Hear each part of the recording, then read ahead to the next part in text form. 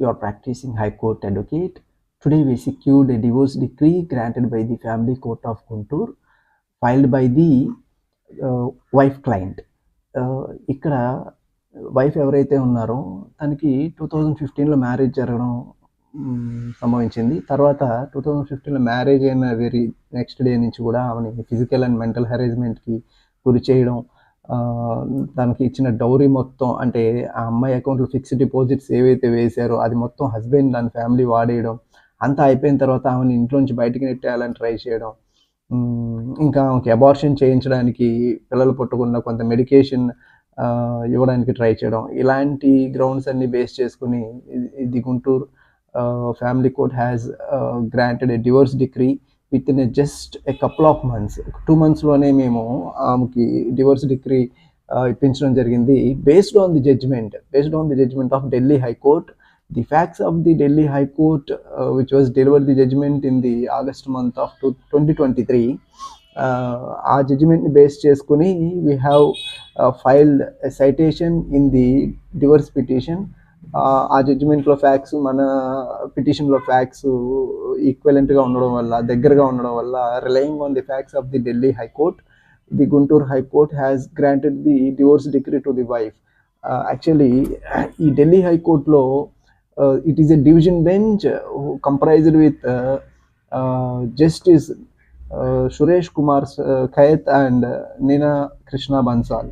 ఈ ఇద్దరు జస్టిస్ ఏం గమనించారంటే, the same thing was happened in the case of Delhi high court also. అక్కడ కూడా వైఫ్ ఒక divorce petition family court of పాట్నాలో ఫైల్ చేయడం జరిగింది under the section 13(1)(a) of the Hindu marriage act, basing on the grounds of cruelty and the physical and mental harassment of the husband and the relatives of the husband.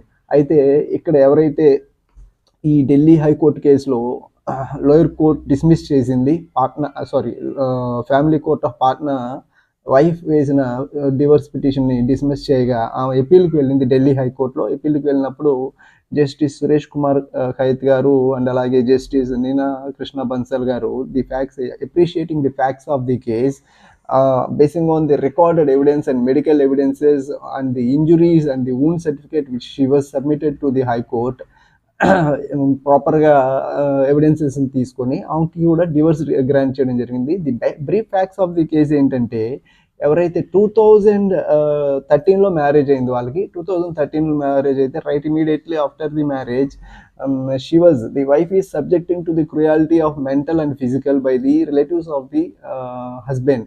From the first day నుంచి కూడా ఆమె తెచ్చిన కట్నం వాళ్ళకి సరిపోలేదు అని చెప్పి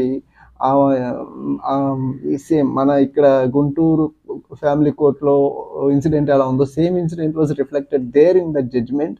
ఆమె దగ్గర ఉన్న ఫిక్స్డ్ డిపాజిట్స్, ఆమె ఇచ్చిన ప్రాపర్టీస్ని కూడా అంతా ఎగ్జాస్ట్ చేసి అంతా యూటిలైజ్ చేసేసుకొని మళ్ళీ ఎవరైతే హస్బెండ్ ఉన్నారో అతనికి రీమ్యారేజ్ చేయాలి అన్న ఇంటెన్షన్తో, with affluent rich and wealthier background ఉన్న అమ్మాయిని చూసి మ్యారేజ్ చేయాలన్న ఇంటెన్షన్తో ఈ అమ్మాయిని రోజు కొడుతూ తిడుతూ, ఎవరైతే ఎపిలెంట్ ఉన్నారో అంటే వైఫ్ ఉన్నారో తను కొడుతూ ఇంట్లో నుంచి బయటికి నెట్టేసి హస్బెండ్ ఇంకొక అమ్మాయితో ఫిజికల్ రిలేషన్స్ మెయింటైన్ చేస్తూ అల్టిమేట్గా గ్యాప్ మెయింటైన్ చేయడం జరిగింది. బేసింగ్ ఆన్ ది గ్యాప్, ఆ గ్యాప్ ఏదైతే ఉందో ఆ గ్యాప్ని బేస్ చేసుకొని అతను కొట్టిన దెబ్బలు, మెడికల్ సర్టిఫికేట్స్ అన్నీ ప్రొడ్యూస్ చేసి ఎవరైతే ఎపిలెంట్ ఉన్నారో she has produced all the evidences before the honourable high court of Delhi.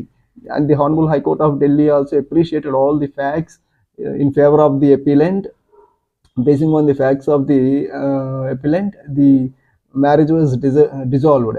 అయితే ఇక్కడ ఈ జడ్జిమెంట్లో ఏం చెప్పడం జరిగిందంటే, the court said that only because of mere marriage no law gave a right to any of the spouse to subject the other spouse to harassment with beating and torture and granted divorce under section 13(1)(a) of the Hindu marriage act. అంటే marriage అనే reason ఒక్కదాన్ని అడ్డు పెట్టుకుని మీరు మీ స్పౌజ్ని, one of the స్పౌజ్ని, either హస్బెండ్ని కానీ వైఫ్ని కానీ మీరు కొట్టడం, తిట్టడం, హారాస్మెంట్కి గురి చేయకూడదు.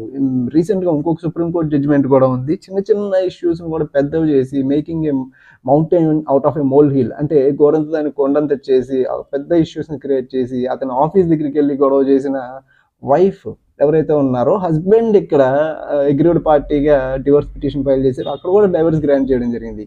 ఎక్కడైతే మీరు ఎవరైతే అగ్రీవ్డ్ పార్టీస్ ఉంటారో, ఎవరైతే క్రుయాలిటీ ఇన్ఫ్లిక్ట్ చేస్తూ ఉంటారో అదర్ స్పౌస్ మీద, ఐదర్ హస్బెండ్ ఆర్ వైఫ్ ఎవరైనా కానివ్వండి, అదర్ పార్టీ ఎవరైతే ఆ క్రుయాలిటీని అనుభవిస్తూ ఉంటారో they can move to the family courts by filing A divorce petition under section 13(1)(b), అలాగే section 13(1)(a).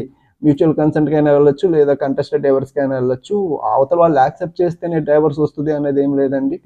You will be getting the divorce. In case wife కనుక క్రుయాలిటీని మీకు గురి చేస్తూ ఉంటే you have many options, many legal remedies which you can avail. Harassment, intimidation, defamation, ఇలాంటి extortion ఉంటుంది. So అలాగే ఎక్కడైతే హస్బెండ్ మిమ్మల్ని క్రుయాలిటీ గురి చేస్తూ ఉంటాడో, usually everyone knows that 498A case అనేది ఉంటుంది. అలాగే 323, 324 many provisions are there in the criminal procedures, so which you can avail against your